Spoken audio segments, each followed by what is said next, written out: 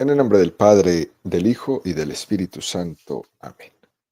Ven, Espíritu Santo, y llena los corazones de tus fieles, y enciende en ellos el fuego de tu amor. Envía tu Espíritu Creador, y se renovará la faz de la tierra.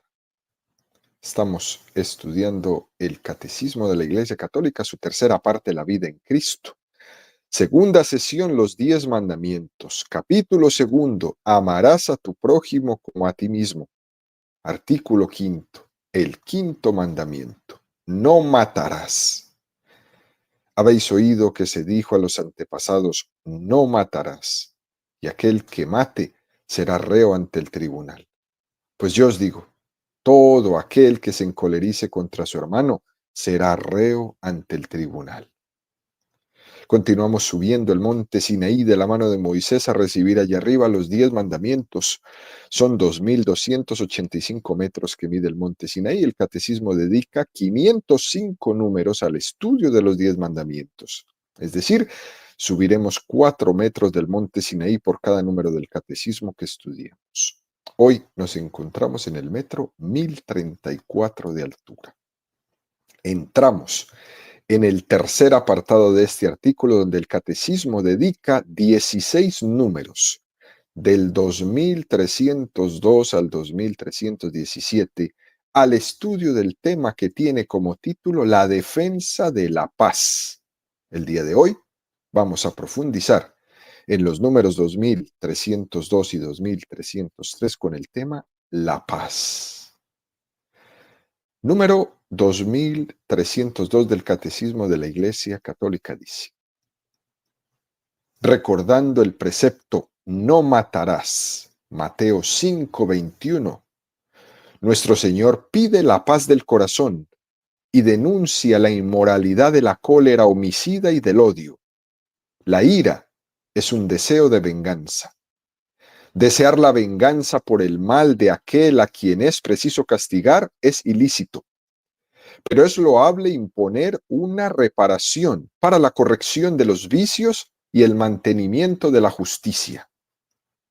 Si la ira llega hasta el deseo deliberado de matar al prójimo o de herirlo gravemente, constituye una falta grave contra la caridad.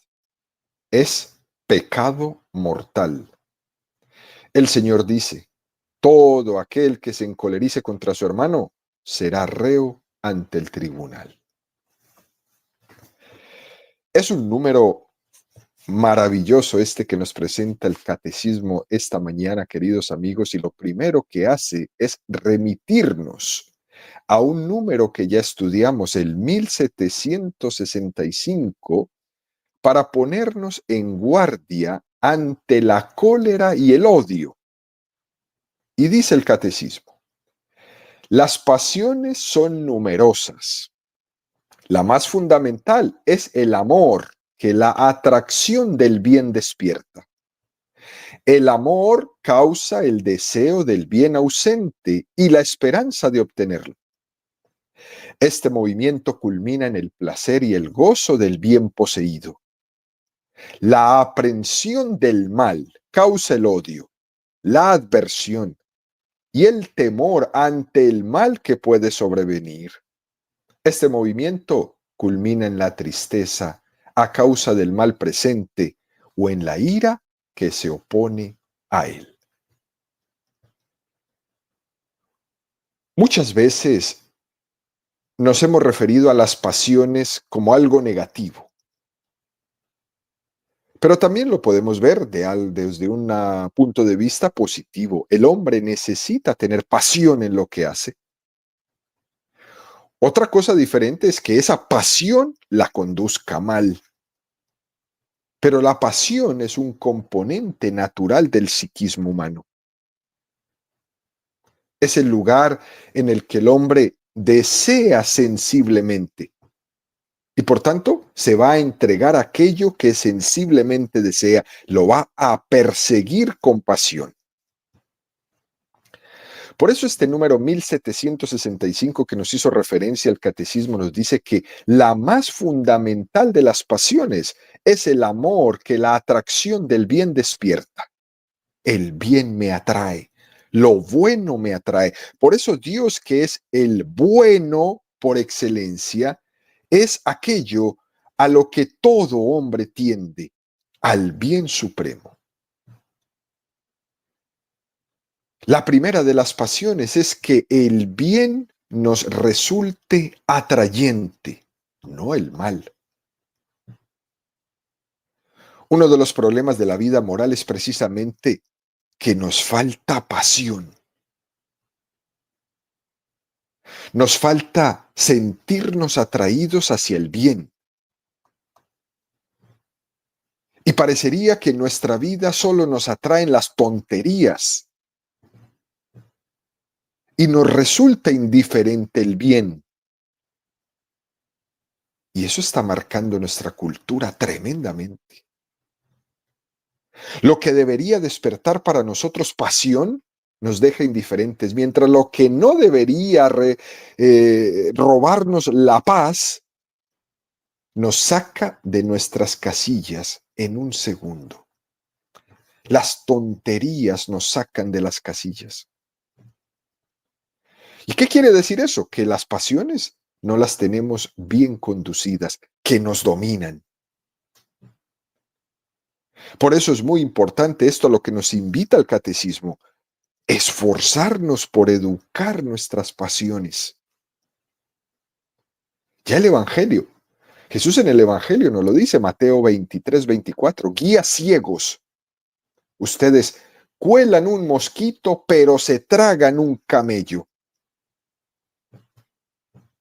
Los que han montado en camello, que me están escuchando, podrán traer a su memoria el tamaño de un camello.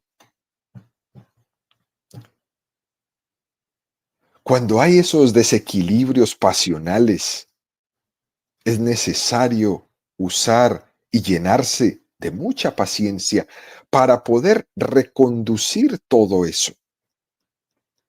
Cuando se forman esos problemas enormes por cuestiones que no tienen trascendencia ninguna,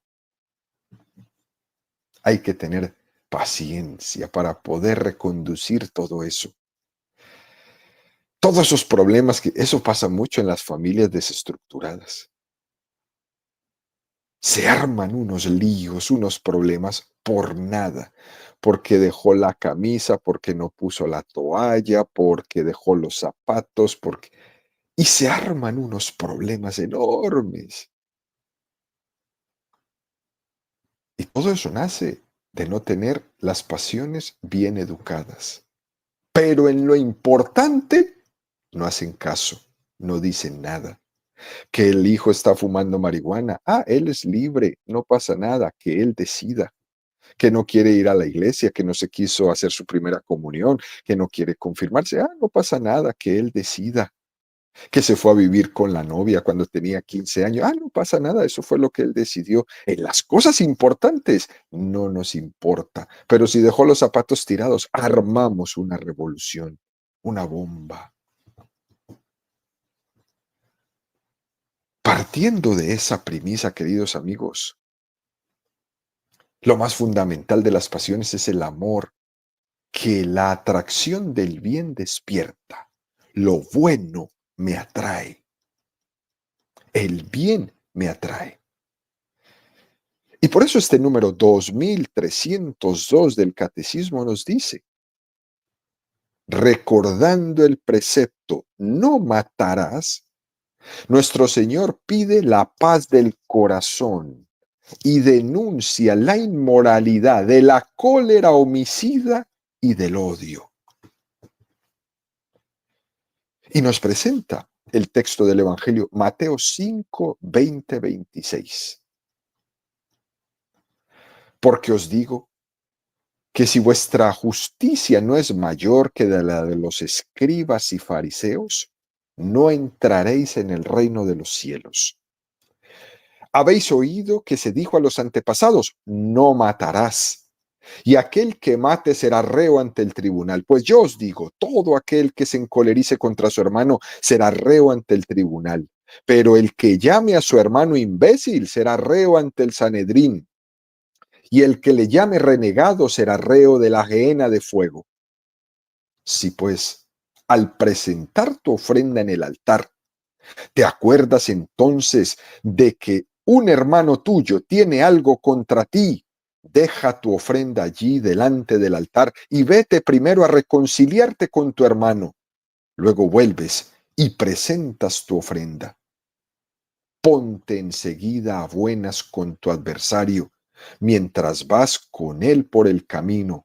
No sea que tu adversario te entregue al juez y el juez al guardia y te metan en la cárcel. Yo te aseguro, no saldrás de allí hasta que no hayas pagado el último céntimo. Son palabras muy exigentes de Jesús, que nos habla de la necesidad de la reconciliación. Y son exigentes, porque están explicando ese no matarás. El Señor no solo condena la violencia, sino que además condena la raíz última de esa violencia, que es la cólera interior y el odio interior. Mateo 5:20. Yo se lo digo, si no hay en ustedes algo mucho más perfecto que lo de los fariseos o de los maestros de la ley, ustedes no pueden entrar en el reino de los cielos. Jesús nos pide una justicia, una santidad superior a la de los escribas. Esos que solamente se suscribían al mero cumplimiento de las prescripciones del Antiguo Testamento, como la no violencia. Pero todos sabemos que se puede respetar el precepto del no matarás físicamente. Eso es lo que dicen todos. Yo no voy a la iglesia, yo no me confieso porque yo no mato. Eso es lo que todos dicen, que no se confiesan porque ellos no matan. Todos sabemos eso, que se puede respetar el precepto del no matarás físicamente. Pero ¿qué tal la violencia interior que tenemos con el prójimo? ¿Qué tal nuestra crueldad con el otro? ¿Qué tal el abuso psicológico que imprimimos en los demás? ¿Qué tal el desprecio interior que mantenemos con muchas personas? Esos que van por ahí y esperan a la persona que no les cae muy bien y cuando la ven pasar dicen, huele a azufre, y ridiculeces como esas. Eso es violencia interior. Eso es maltrato psicológico. Eso es desprecio a la otra persona. Y se puede llegar a ejercitar tal violencia, incluso más cruel que la violencia física. De hecho, difícilmente la violencia física nacerá en sí misma. Lo lógico es que la violencia física haya sido precedida de otro tipo de violencias interiores. Juicios, desprecios, cóleras, iras, rencores, y después todo eso se desata en la violencia física. Es más, puede haber una persona que llegue fácilmente a pelearse de manos, de puños, sin una maldad interior, mientras que otro puede que no llegue a pelearse de manos, a pelearse de puños, pero puede tener una maldad interior enorme. Por eso el texto del Evangelio que hemos leído son palabras exigentes en las que el Señor nos pide la paz del corazón. Y mientras no haya paz del corazón, no puede haber paz al exterior. Y uno se pregunta, bueno, pero ¿cómo se puede pedir la paz del corazón? Y Jesús nos dice en Juan 20:19, paz a vosotros, que reine la paz entre vosotros. Y lo dice en imperativo. Por eso, ¿se podría mandar la paz? Sí. Nosotros vivimos en una visión donde el hombre es arrastrado por sus sentimientos. Tenemos una sociedad supremamente sentimental y no debería de ser tan así. El hombre tendría que ser más dueño de sus sentimientos. El hombre debería de ser más dueño de su alegría, no permitir que la tristeza le robe su estado interior. Nosotros cristianos, como cristianos, tenemos muchas razones para vencer la tristeza y tenemos muchas razones de esperanza. Pero para lograr eso hay que tener un trabajo en mi disciplina interior, en un dominio de mis estados de ánimo, en un combate espiritual constante, de combatir nuestras tristezas, nuestras melancolías, llenándolas de esperanza. Por eso cuando en concreto el Señor dice, la paz con vosotros, no solo es un deseo bonito. Jesús lo que nos está pidiendo es en imperativo, busca la paz, haz la paz. El Señor sabe que tiene que haber una lucha interior para lograrlo. Para que reine la paz en mi vida, tengo que luchar con mi hombre viejo, con ese que le gusta juzgar, con ese que le gusta mandar, con ese que le gusta imponer. Hay una lucha interior contra ese hombre viejo tremenda y para que reine la paz, yo tengo que hacer la paz con ese hombre. Tengo que ganar esa lucha interior, o por lo menos tener siempre el combate. Tengo que esforzarme por arrancar de mi interior toda raíz de cólera, toda raíz de odio, toda raíz de rencillas. Tengo que esforzarme por eso. Porque si yo no lo hago, entonces soy culpable de mis sentimientos adversos, de mis sentimientos negativos, de mis sentimientos dañinos. Y no se vale decir, es que estoy enojado, por eso grité. Es que estoy enojado, por eso insulté. Es que estoy enojado, es que estoy triste. No se vale decir eso. Porque el enojo, la ira, la rabia, la tristeza, todo eso hay que aprender a conducirlo. Y se tiene que luchar. Por ejemplo, en tu vida no haces sino alimentar las fobias, no haces sino alimentar las antipatías. ¿Qué más podemos esperar? El que me cae bien, lo consiento con todo. Pero el que me cae antipático, le digo que huele a azufre. No le paso ni media. Todo en él es malo para mí. Y cuando yo actúo así, entonces estoy cultivando que me dominen mis pasiones desordenadas. Y entonces yo soy culpable de sentir eso que siento ante las demás personas, porque lo he fomentado no controlando mis sentimientos, mis pasiones. Y entonces me he entregado a ellas y ellas me llevan como cabra loca. Por eso el Señor nos pide la paz interior. Por eso el Señor nos pide el señorío de nuestras pasiones. Por eso el Señor nos pide, trabaja en ese dominio de tus pasiones. El Señor no quiere que tengamos una moralidad de correcciones externas, sino que tengamos un corazón bueno, un corazón semejante al corazón de Jesús. Y esa es la clave, queridos amigos.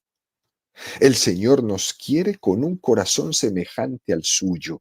Como dice Filipenses 2, 5, 6, con los mismos sentimientos de Jesús, el cual, siendo de condición divina, no hizo alarde de su categoría de Dios.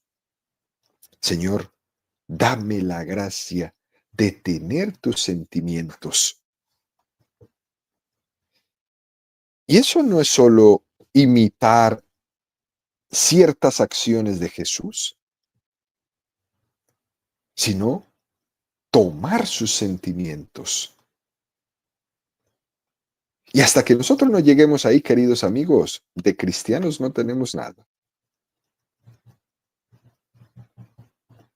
Puedo decir que sigo a Jesús, pero si mis sentimientos no son los de Él, no hay nada. Jesús pide la paz del corazón, porque sabe muy bien la batalla que existe entre la gracia y el pecado dentro de nosotros, que se está dando esa batalla en el interior de mi corazón. Él lo sabe. Paz con vosotros, paz en tu corazón. Luego dice este número 2302 del Catecismo: la ira es un deseo de venganza. Desear la venganza para el mal de aquel a quien es preciso castigar es ilícito, pero es loable imponer una reparación para la corrección de los vicios y el mantenimiento de la justicia. Qué cosa tan bonita, dice el Catecismo aquí. Y debemos hacer una matización muy importante. El término cólera o ira puede tener un sentido negativo y puede tener un sentido positivo. Nosotros nos centraremos más en el sentido negativo que tiene el término, pero en el fondo debemos aprender a descubrir, queridos amigos, el sentido positivo. La Sagrada Escritura, en más de un pasaje, por ejemplo, en el Antiguo Testamento, se habla de la cólera de Dios. Y uno se pregunta, pero ¿cómo es posible que Dios tenga cólera si la cólera es mala? Bueno, eso es cuando hacemos una lectura negativa de la cólera. Pero si lo hacemos una lectura positiva, nos podríamos dar una gran sorpresa. La cólera puede ser interpretada y entendida en sentido positivo. Por eso dice el Catecismo, en este número 2302, desear la venganza para el mal de aquel a quien es preciso castigar es ilícito. Fijémonos bien cómo lo dice. Desear la venganza para el mal, no para el malo. Vamos a castigar el mal con cólera, el mal, no la cólera para el malo. Para el malo, ¿qué queremos? Reparación. Que el malo se repare y que el mal sea vencido. Por eso la cólera puede ser entendida de una manera positiva. La cólera la que debemos tener hacia el mal, para combatir el mal con cólera, para vencer el mal, no al malo. Al malo lo reparamos. Y es en ese contexto en el que hay que entender cuando se habla en la Sagrada Escritura de la cólera divina. Dios no tiene cólera con el hombre, tiene cólera con el mal. De ahí la famosa frase preciosa de San Agustín: odia el delito y ama al delincuente. Odia el delito, claro que sí, con cólera. Y es verdad que esto cuesta muchísimo llevarlo a cabo. Incluso uno tiene dos vías. ¿Enfatizamos en el delito para rechazar al delincuente o queremos comprender al delincuente justificando el delito? Pero los cristianos no actuamos así, ni con una ni con la otra. Los católicos optamos por el equilibrio entre el rechazo de lo que es objetivamente malo y la misericordia y el amor hacia quien ha cometido el pecado. Odia el delito y ama al delincuente. Y Jesús no cede en ningún momento ante el mal. Él mantiene los ideales en su máximo grado cuando dice, sed santos como vuestro Padre Celestial es santo. Jesús no se baja de ahí. Él no baja el listón. Y al mismo tiempo que nos da este listón enorme, sed santos como vuestro Padre Celestial es santo, predica la paciencia con el malo. Y dice, déjala un año más, no la cortes todavía, a ver si da fruto. Qué belleza es esta metodología de Dios. Y tenemos que pedirle en nuestra oración al Señor que nos dé ese equilibrio.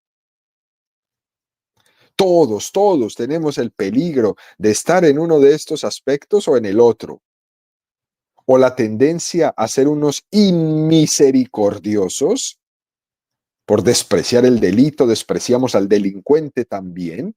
O al contrario, nos vamos a una tendencia toda relativista donde lo justificamos todo y nos amamos a todos y por eso permitimos que se pueda hacer de todo y justificamos todo. Tampoco.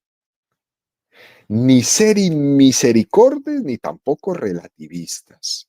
Señor, dame el don del equilibrio. Esa es la belleza del cristianismo católico. El equilibrio, que es capaz de mantener los ideales enormes y al mismo tiempo la misericordia, sin que uno le haga sombra al otro. Luego continúa el catecismo en este número 2302 diciendo, si la ira llega hasta el deseo deliberado de matar al prójimo o de herirlo gravemente, constituye una falta grave contra la caridad, es pecado mortal. Y el Señor dice, todo aquel que se encolerice contra su hermano será reo ante el tribunal. Ese gesto de Jesús, recordemos cuando voltea la mesa de los cambistas allá en el templo y expulsa a esos mercaderes del templo, el Señor no despreciaba a aquellas personas. El gesto de cólera de Jesús era como reparación de aquella injusticia y de aquella falta de respeto a la casa de Dios. Es contra el acto malo, no contra la persona.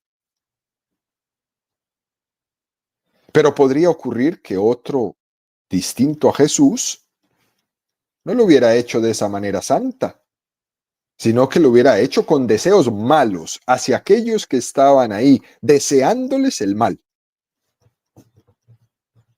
Y entonces, en este segundo sentido, nos hace el catecismo referencia a Mateo 5:22, pues yo os digo, todo aquel que se encolerice contra su hermano será reo ante el tribunal. Qué cosa tan bonita. Dice también que todas estas acciones son pecado mortal. Si la ira llega hasta el deseo desequilibrado de matar al prójimo o de herirlo gravemente, constituye pecado mortal. Por tanto, es pecado mortal el desear firmemente el mal a otra persona, aunque no sea yo el que le haga nada, pero deseo que alguien le haga mal. Eso es pecado mortal. Al final, el catecismo da un paso más y nos presenta el número 2303 que dice, el odio voluntario es contrario a la caridad. El odio al prójimo es pecado cuando se le desea deliberadamente un mal. El odio al prójimo es un pecado grave cuando se le desea deliberadamente un daño grave. Pues yo os digo, amad a vuestros enemigos y rogad por los que os persiguen para que seáis hijos de vuestro Padre Celestial. Mateo 5, 44, 45. Y aquí el catecismo especifica, queridos amigos, en este precioso número y detalla el odio voluntario. Fíjese cómo insiste en la voluntariedad. Hay que entender que no es lo mismo que tengamos sentimientos a que esos sentimientos sean voluntarios o deliberados. Cuando el Señor dice, ama a vuestro enemigo, lo dice en modo imperativo. Todos tenemos obligación de amar al enemigo. Eso es imperativo, es un mandato. Y está claro que muchos dirán, pues yo no soy capaz de amar a mi enemigo, no soy capaz. Pero debemos entender que no es lo mismo amar que tener sentimientos de cariño y simpatía. Es más, es posible que esos sentimientos no están en nuestra mano el poderlos tener, pero el amor sí. En el amor, si tú quieres amar al enemigo, ya lo estás amando, aunque tus sentimientos sean totalmente contrarios, aunque no le puedas ni ver, aunque se te revuelva el estómago, cuando lo ves pasar, cuando escuchas su nombre, cualquier cosa. Si tú quieres perdonar al enemigo, ya lo estás perdonando, aunque tus sentimientos te digan lo contrario. Porque no es lo mismo voluntad que sentimientos. Y cuando hacemos ese ejercicio, vamos ganando. Está clarísimo que nos gustaría que nuestros sentimientos respondieran plenamente a nuestra voluntad. Eso sería ideal. Pero mientras tanto, tenemos una lucha interior. Y la tenemos que ir ganando esa lucha. ¿Cómo la ganamos? Y con esto concluimos. Reza por tu enemigo. Cuando alguien ora de verdad, está deseando el bien a esa persona, aunque tus sentimientos estén encontrados. Señor, si esta persona tiene sitio en tu corazón, permite, por favor, que también lo tenga en el mío. Al odio se le vence deseando el bien, que también lo tenga en el mío. Y en este sentido es que Jesús nos dice ahí en Mateo 5, 44, 45, amad a vuestros enemigos y rogad por los que os persiguen, para que seáis hijos de vuestro Padre Celestial, que hace salir el sol sobre buenos y malos, y hace caer la lluvia sobre justos e injustos. Y entonces puedo entender que mi Dios es el mismo Padre de aquel con el que yo algún día he tenido un problema.